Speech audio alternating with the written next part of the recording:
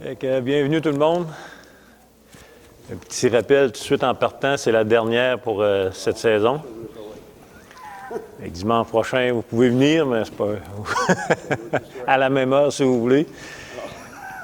Donc, Dieu voulant, on recommencera en septembre. On verra. Fait qu'on est toujours sur notre confession de foi. Je vous inviterai à la prendre et à tourner à la page 27.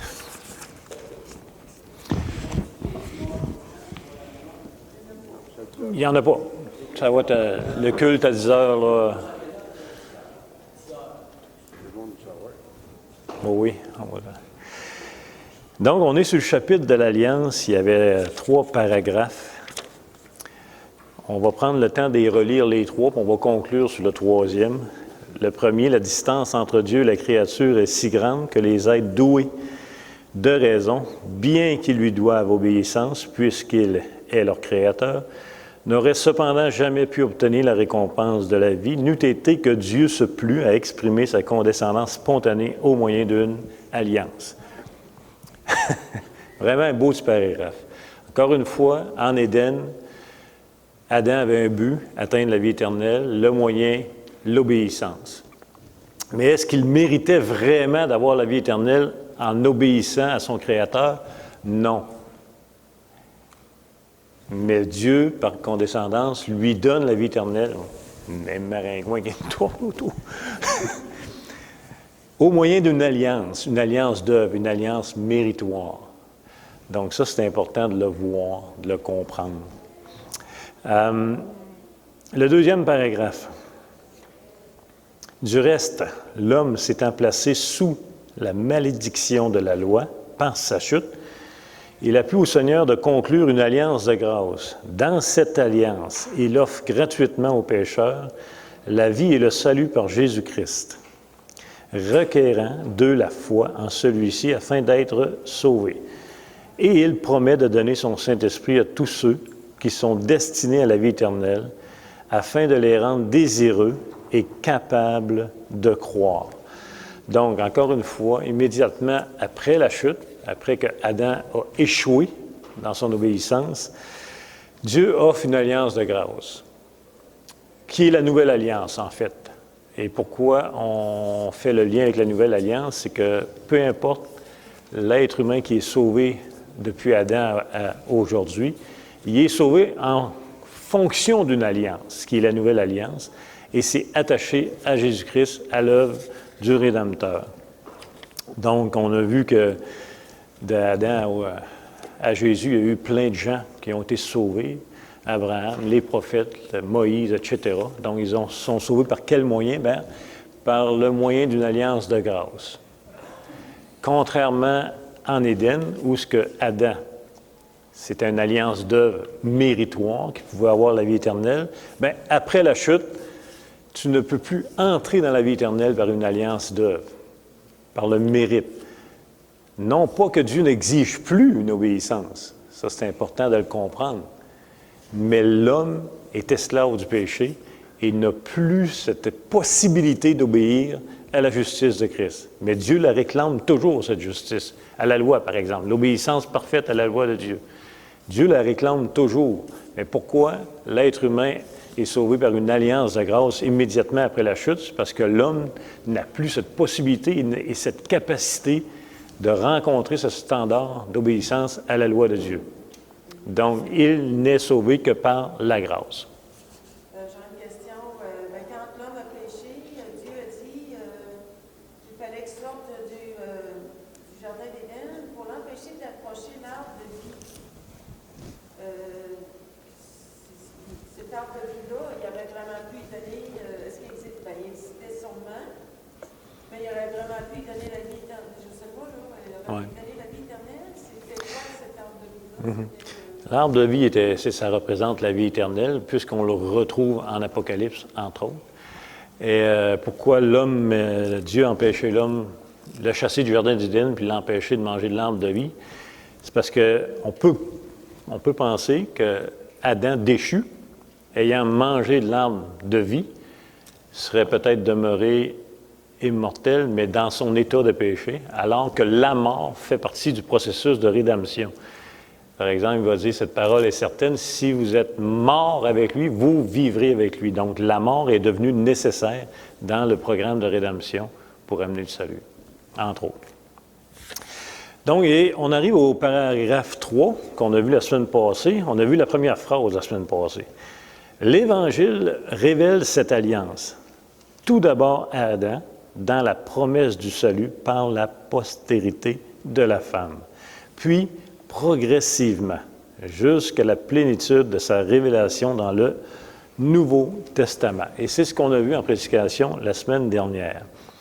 En fait, le paragraphe 3, il est unique à la confession de foi 1689. Il n'est pas dans la Winchester ni dans la Savoie, qui sont d'autres confessions sœurs qu'on appelle.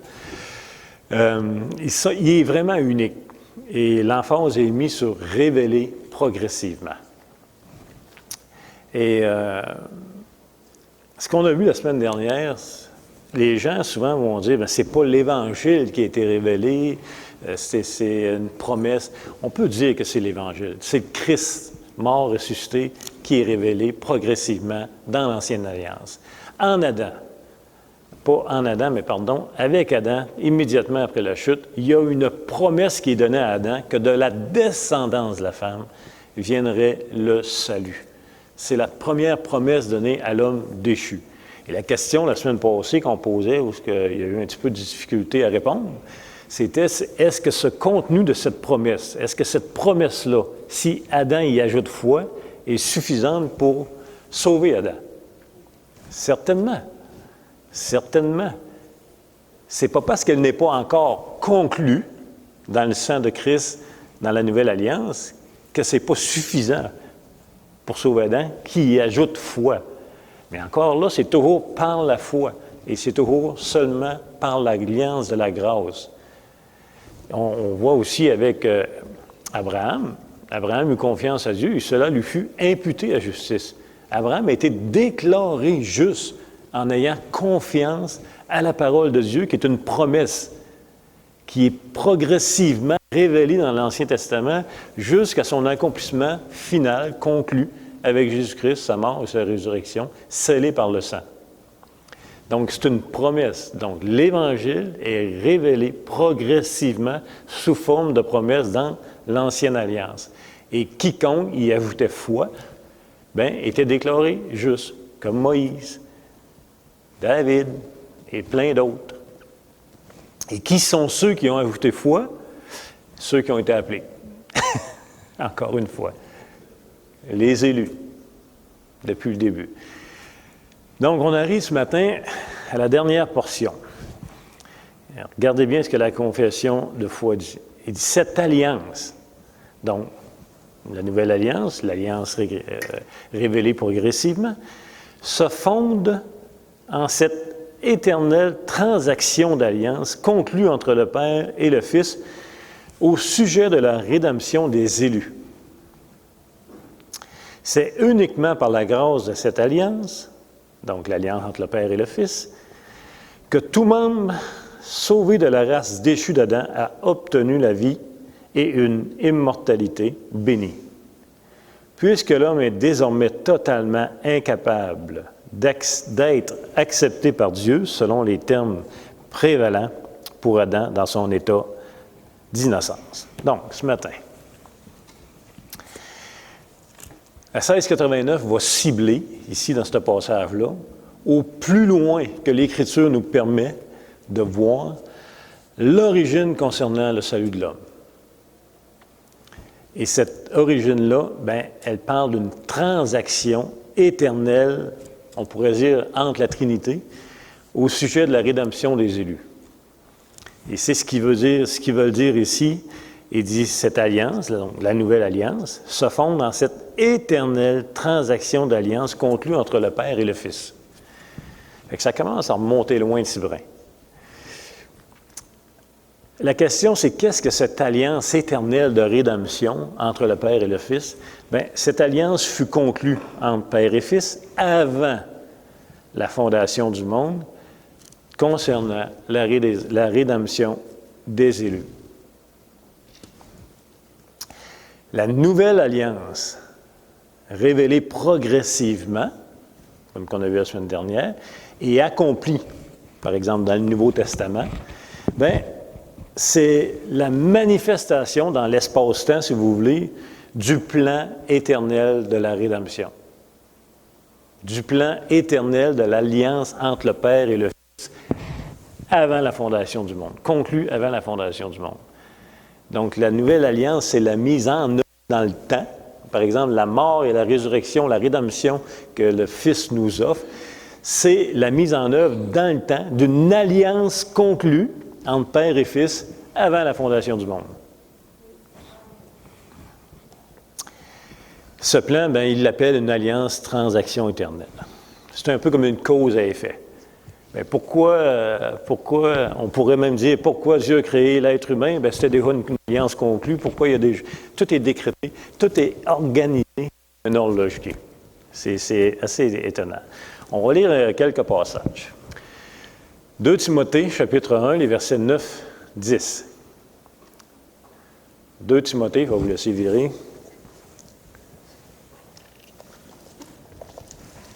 2 Timothée, chapitre 1, les versets 9, 10. Paul va dire, « Mais souffre avec moi pour l'Évangile, par la puissance de Dieu, qui nous a sauvés et nous a adressé une sainte vocation, non à cause de nos œuvres, mais selon son propre dessein et selon la grâce qui nous a été donnée en Jésus-Christ avant les temps éternels, et qui a été manifestée maintenant par la venue de notre Sauveur Jésus-Christ, qui a réduit la mort à l'impuissance et a mis en évidence la vie et l'immortalité par l'Évangile. » Ici, on peut voir là, succinctement 3 points. Premièrement, c'est selon son propre dessein. On n'a rien à voir là-dedans. La créature est exclue et les mérites de la créature sont exclus puisque c'est selon son propre dessein, avant les temps éternels. Écoute, ça fait longtemps. Pour nous autres, ça fait longtemps parce qu'on est dans le temps en passant. Là. Mais Dieu est intemporel. Là, fait que... Le deuxième point qu'on peut voir, c'est, bien, je viens d'en parler, avant les temps éternels, donc avant la fondation du monde. Ça aussi, ça exclut la créature et ça exclut les mérites de la créature. Et ça a été manifesté par Jésus-Christ, ce qui exclut encore les mérites de l'homme. Donc, on voit que c'est avant la fondation du monde, selon un dessein de Dieu, d'une alliance entre Père et Fils, mais accompli dans le temps par Jésus-Christ au moment de sa venue. Maintenant, par quelle doctrine cette entente éternelle-là entre Père et Fils est-elle mise en œuvre? Quelle doctrine biblique fait, pas que ça stimule Dieu, parce qu'on ne peut pas stimuler Dieu, mais qui a mis en œuvre cette transaction éternelle? Bien, c'est l'élection. C'est la fameuse élection des élus. On peut lire dans Éphésiens 1, 3, 5. Éphésiens chapitre 1, les versets 3 à 5. On en a parlé beaucoup depuis 1 an. Ça revient encore beaucoup. Mais la confession de foi dit que cette transaction se fonde dans cette éternelle transaction d'alliance conclue entre le Père et le Fils au sujet de la rédemption de qui? Des élus. Verset 3 à 5. « Béni soit le Dieu et Père de notre Seigneur Jésus-Christ, qui nous a bénis de toute bénédiction spirituelle dans les lieux célestes en Christ. En lui, Dieu nous a élus avant la fondation du monde pour que nous soyons saints et irréprochables devant lui. Il nous a prédestinés dans son amour à être ses enfants d'adoption par Jésus-Christ, selon le bon plaisir de sa volonté, pour célébrer la gloire de sa grâce dont il nous a favorisés dans le bien-aimé. » C'est l'élection. On peut voir aussi dans la mission de Jésus-Christ, c'est que la mission de Jésus-Christ, c'est entre autres ce qu'il a reçu de son Père, c'est-à-dire sauver les élus. Je sais bien que ça fait exclusif au début, là, mais c'est pas moi, là. C'est pas de ma faute. C'est Dieu, dans les Écritures, qui le dit. Et on l'a vu beaucoup, la doctrine d'élection, sans comprendre totalement comment Dieu fonctionne. Mais par exemple, tournez avec moi dans Jean 6, 37, 39. Jean, chapitre 6.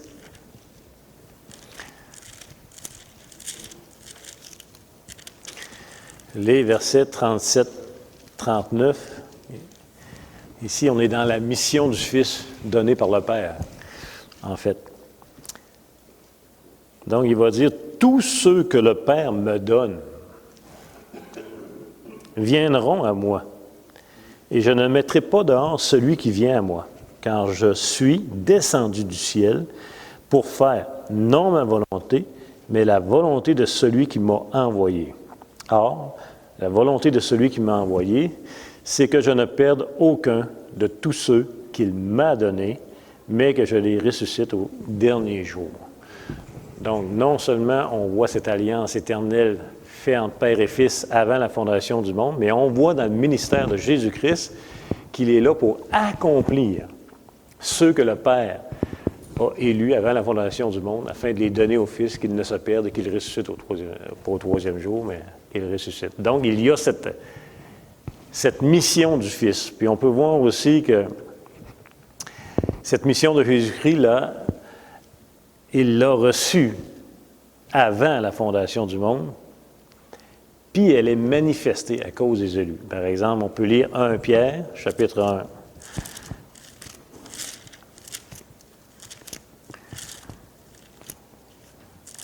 1 Pierre, chapitre 1, les versets 17 à 21. « Et si vous invoquez comme Père celui qui juge selon l'œuvre de chacun, sans favoritisme, conduisez-vous avec crainte pendant le temps de votre séjour sur la terre.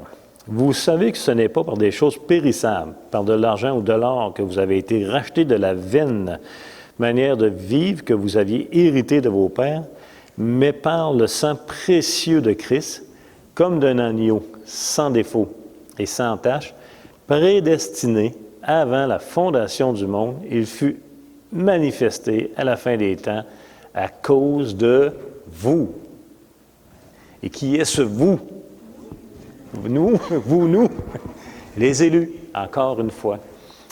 Donc, dans la mission du Fils sur la terre, c'était vraiment d'accomplir ce qui a été conclu avant la fondation du monde dans la Trinité de Dieu. Donc, Dieu donne les élus, le Fils sauve les élus, puis il a vraiment été aussi prédestiné avant la fondation du monde. On voit aussi Jean dans l'Apocalypse qui présente Jésus-Christ comme l'agneau qui a été immolé dès la fondation du monde. Ça nous permet de comprendre que la rédemption des croyants, par la mort de l'agneau, repose sur une intention qui précède la fondation du monde, sur une volonté qui précède la fondation du monde, sur une entente, si vous voulez, qui précède toute la création. Fait qu'il ne faut pas chercher, en tout cas surtout pas en nous, la raison du salut. Et la raison du salut, elle repose dans le dessein éternel de Dieu, selon son bon plaisir, son bon vouloir, pour sa propre gloire à lui. Ça a été conclu avant la fondation du monde. Fait que on peut juste apprécier. Quels sont les termes de cette alliance entre le Père et le Fils? On peut voir 3 points liés au Fils, par exemple. Pour que ça se réalise, ça prenait au moins 3 choses de la part du Fils. La première, c'est que le Fils devait prendre une forme humaine. Il devait, en passant qu'il va conserver pour l'éternité, il reste humain. Dieu fait homme est assis à la droite de Dieu, il est humain présentement. 100% Dieu et 100% humain. Donc, il devait prendre la forme humaine. Puis à la lumière de l'Ancien Testament, ça nous est expliqué beaucoup. Entre autres, le rachat dans la loi mosaïque. Pour racheter, il fallait que ce soit un proche parent. Donc, le Fils, pour racheter l'humanité, devait être aussi un proche parent d'être un homme. Il devait être homme. Et Philippiens 2, 6, 7, existant en forme de Dieu, il n'a point regardé son égalité avec Dieu comme une proie à arracher, mais il s'est dépouillé lui-même en prenant une forme de serviteur, en devenant semblable aux hommes, et il apparut comme un vrai homme. Donc, Dieu s'est fait homme. C'était un des termes, une des fonctions du Fils pour que cette alliance éternelle avant la fondation du monde se réalise. Il devait prendre forme humaine. Galates 4.4 nous dit « Mais lorsque les temps ont été accomplis, Dieu a envoyé son Fils, né d'une femme, né sous la loi. » Donc, 100% homme, né d'une femme. Déjà là, on fait un lien avec Genèse 3.15, de la postérité de la femme. Puis on sait que Genèse 3.15, c'est particulier parce qu'il parle juste de la postérité de la femme, alors que les généalogies, dans Genèse, entre autres, parlent tout le temps par les hommes. Si vous lisez Genèse chapitre 4, 5, et vous allez voir les généalogies, en général, de façon généralisée, sont toujours en lien avec les hommes. Mais Genèse 3.15, il spécifie avec une femme. C'est comme s'il nous laisse un doute, mais il ne nous explique pas. Mais Genèse 3.15 est différent du restant des généalogies. Mais par contre, c'est pas Jérémie, c'est né d'une vierge, c'est quel passage? Ésaïe 7.14. Hein? Ésaïe 7.14 vient préciser que le Messie va venir d'une vierge, puis qu'il est vraiment descendant d'une femme, mais non participant d'un homme. Tu sais, c'est particulier quand même. Donc, il est né d'une femme, né sous la loi. Donc, pour accomplir cette rédemption, il devait être homme et 100% homme. Ça, c'est le premier point. Le deuxième point, c'est qu'il devait avoir une vie sans péché, le Fils. Et donc, une obéissance parfaite à la volonté du Père. Et comment elle est exprimée? La volonté du Père, bien, elle est exprimée dans sa loi. Il ne faut pas chercher le midi à 14 heures. La volonté spécifique de Dieu est exprimée dans sa loi. Il y a la loi morale universelle qui atteint tout homme, qui est un standard de justice de tout être humain. C'est pas culturel. C'est pas parce qu'on est au Canada ou au Québec que nous, c'est telle loi morale, puis que dans un autre pays, c'est une autre loi morale. Ça, c'est ce que l'homme veut et décide. Et se donne comme liberté d'offenser son Créateur. Mais la loi morale de Dieu, elle est universelle à tout homme. Et tout homme aura à rendre compte à Dieu, son Créateur, de cette loi que lui a donnée. Il est le législateur et le juste juge. Alors, quand on dit que Jésus-Christ, qui s'est fait homme, doit aussi être parfaitement obéissant, bien, c'est premièrement à la loi que Dieu a donnée, sa propre loi, et en plus à tout ce que Dieu exigeait de lui en cours de route. Par exemple, dans Matthieu 5, 17, il dit « Ne croyez pas, Jésus, ne croyez pas que je suis venu pour abolir la loi ou les prophètes. Je suis venu non pour abolir, mais pour accomplir. » Faites le lien, encore une fois, on l'a fait beaucoup, le lien entre le premier Adam et le second Adam. Où est-ce que le premier Adam a échoué par la désobéissance à la loi, le second Adam, Jésus-Christ, lui, n'a pas échoué. Il a obéi parfaitement à cette loi. Donc, il a révélé son incapacité de pécher face à la loi de Dieu. Rappelez-vous aussi dans le jardin de Gethsémani, tu sais, Jésus-Christ, je pense que c'est à 3 reprises, va prier le Père, c'est possible d'éloigner cette coupe. Finalement, mais il dit, mais non ma volonté, mais la tienne. Donc, il a été obéissant, agréable à Dieu pendant toute sa vie. Et ça, c'était aussi une condition pour que notre rédemption, qui avait été déjà décrétée avant la fondation du monde, s'accomplisse efficacement. Être un homme, 100% homme, obéissant parfaitement à la loi, à Christ, à Dieu le Père. Et la dernière, c'est... Ouais, mais il fallait qu'il soit notre souverain sacrificateur. Et ça, on a ça dans Hébreux 2, 14, 17. Il y a plusieurs passages dans Hébreux, entre autres. Et quiconque a lu un petit peu l'Ancien Testament, et si on dit que Jésus est notre souverain sacrificateur, on pourrait s'objecter, n'est-ce pas? Et pourquoi?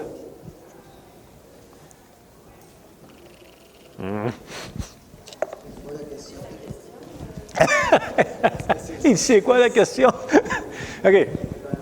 Si vous avez lu un petit peu la loi de Moïse, les 5 premiers livres, et si je vous dis Jésus-Christ est notre souverain sacrificateur, il rencontre au moins, il fallait qu'il soit humain pour être souverain sacrificateur, bien, vous pourriez vous objecter en disant non, parce que il n'était pas de la lignée d'Aaron.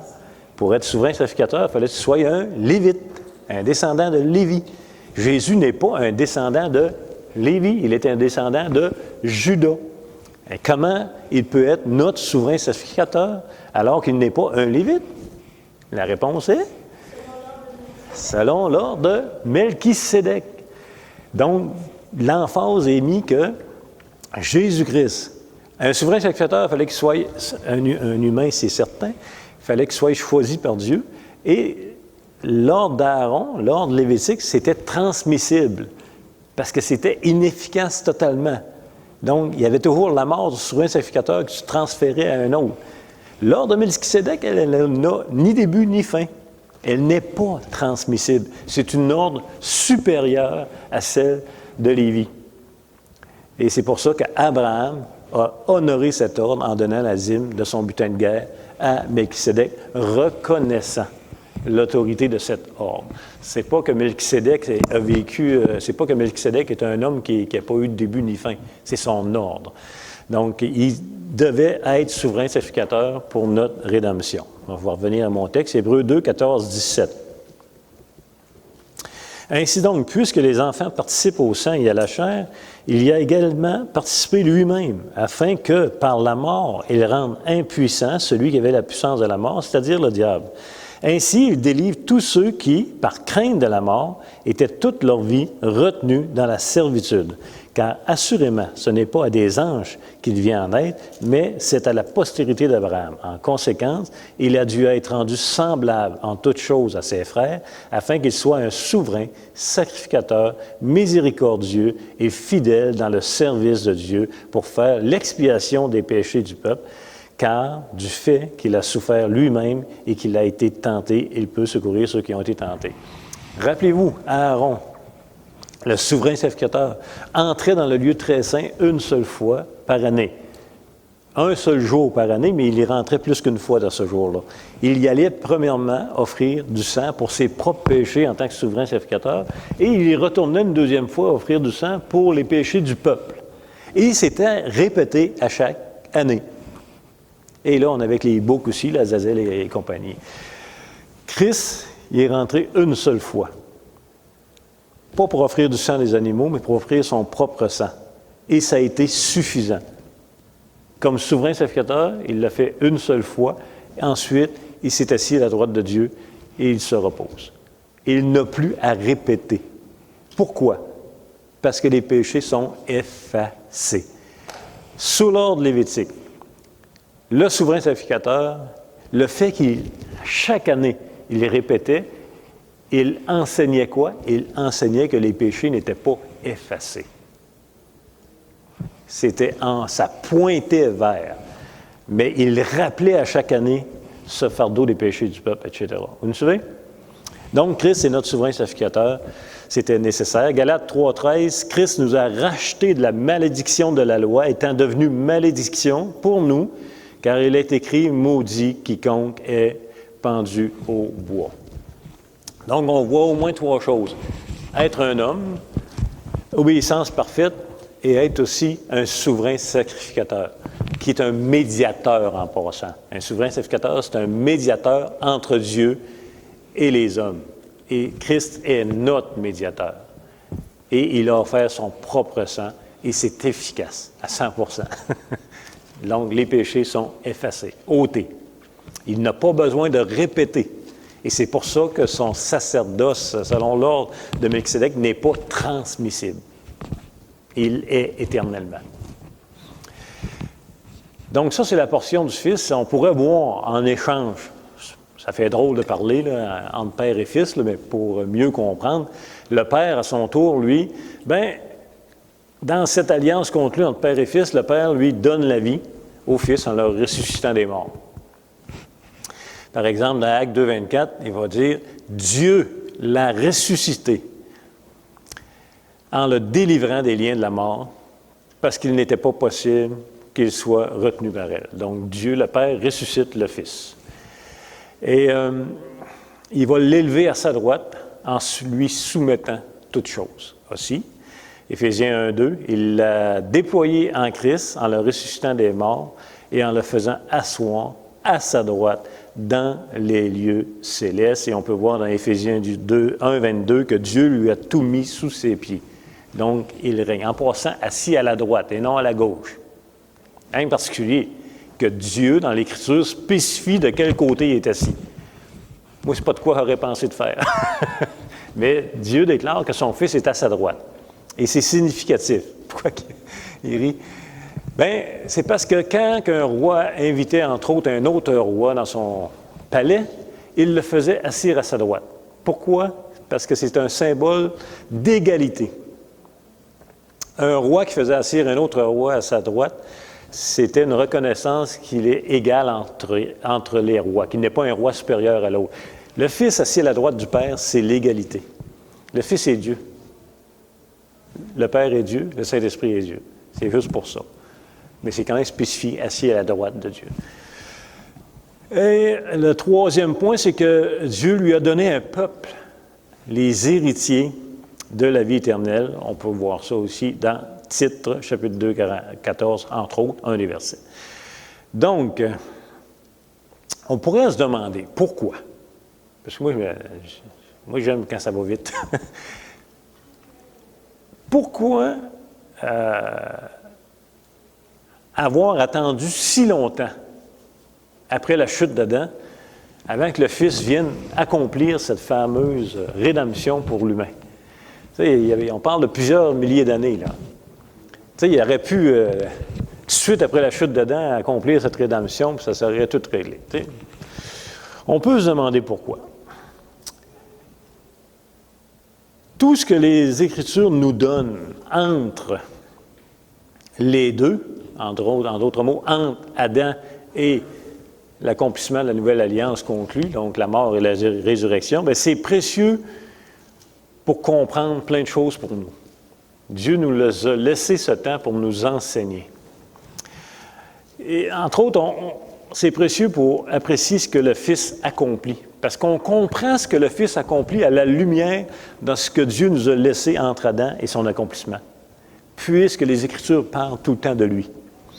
Je ne sais pas, moi, par exemple, on voit une alliance d'œuvres dans l'Ancien Testament. On voit l'alliance mosaïque, où ce que tu dois mériter la vie en obéissant.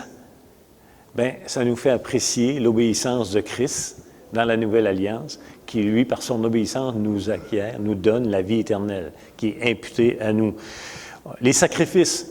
Comment on peut comprendre pleinement le sacrifice de Jésus-Christ si on n'avait pas, par exemple, Lévitique, si on n'avait pas tout le système avec les Lévites des sacrifices? Tout ce système de sacrifice-là pointe vers le sacrifice ultime, Jésus-Christ. Et ça nous fait tout comprendre cela. Le premier Adam, le second Adam, ça nous fait tout comprendre ça. Et regardez bien ce verset. Bien, regardez bien, on va le lire. Jean 5, 39. Jésus parle. Il dit, vous sondez les Écritures parce que vous pensez avoir en elles la vie éternelle. Il dit, ce sont elles qui rendent témoignage de moi. Là, on est au début de l'Évangile, on est sur le sermon sur la montagne. Jésus est en train de dire que ce sont elles. De quoi il parle? Il parle des Écritures. De quelle Écriture on parle à ce moment-ci de l'histoire? Bien, c'est de l'Ancienne Alliance, l'Ancien Testament. Il est en train de dire, c'est l'Ancien Testament qui rend témoignage de moi. Fait que, dans son plan éternel, il a plu à Dieu de laisser passer quelques milliers d'années avant que le Fils s'incarne, meure et ressuscite. Mais tout ce qui s'est passé entre les deux, tout ce que Dieu nous donne dans sa parole entre les deux, nous est utile pour comprendre le Fils. Nous est utile pour pointer vers le Fils. Il nous est utile pour apprécier l'œuvre du Fils. Donc, la rédemption du Fils nous fait tout comprendre, l'Ancien Testament. Puisqu'avec le Nouveau Testament, on vient de comprendre en la pleine lumière de l'Ancien Testament. Fait que ça, c'est vraiment intéressant. Donc, en conclusion, de Adam à aujourd'hui, tout homme sauvé le fut par la grâce de Dieu, et cette grâce tire son origine de la Nouvelle Alliance. OK? Avant d'être conclue dans le sang de Christ, cette Nouvelle Alliance, elle fut révélée sous la forme d'une promesse, garantie par un serment, par la parole de Dieu. Cette Nouvelle Alliance, révélée progressivement, est conclue par Jésus-Christ. Mais toute cette Nouvelle Alliance-là est fondée sur une alliance éternelle, Père-Fils, pour la rédemption des élus avant la fondation du monde. Cette alliance est la source exclusive du salut de tout homme. Exclusive. C'est-à-dire que si vous voulez remonter dans les temps les plus anciens du pourquoi vous êtes sauvés, bien, vous allez vous rendre dans une alliance avant la fondation du monde, entre Père et Fils, pour sauver l'élu.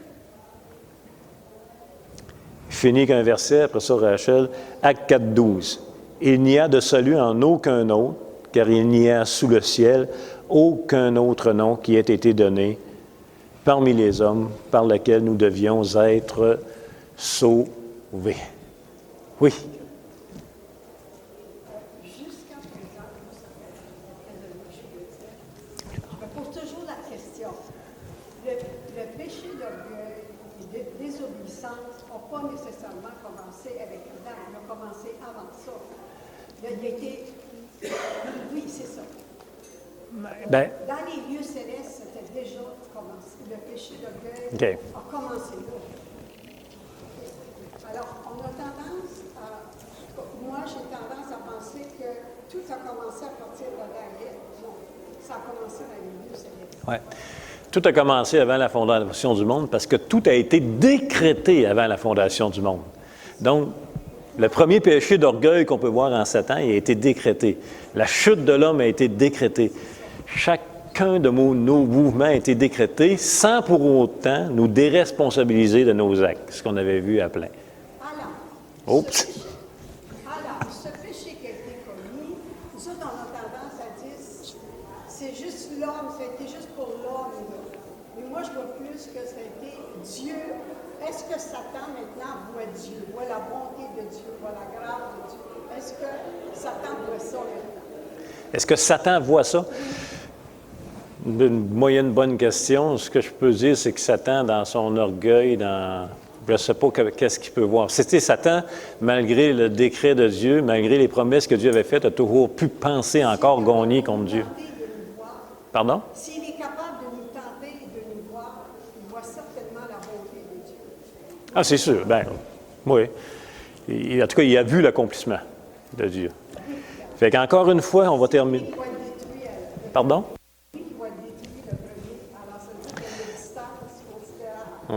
Fait qu'on peut y aller par 4 étapes, là, je ne me souviens plus du nom du théologien. 1, décréter, c'est révélé, c'est accompli, puis on est bénéficiaire. Fait qu'encore une fois, écoutez, on termine le 5 mars 2017, on était à la confession de foi, on l'est encore, puis on avait commencé avant mars 2017. Fait que merci beaucoup de votre patience d'avoir été là, puis j'espère que dans la grâce de Dieu, on va être plus reconnaissant tout le temps de notre salut. Bon dimanche tout le monde.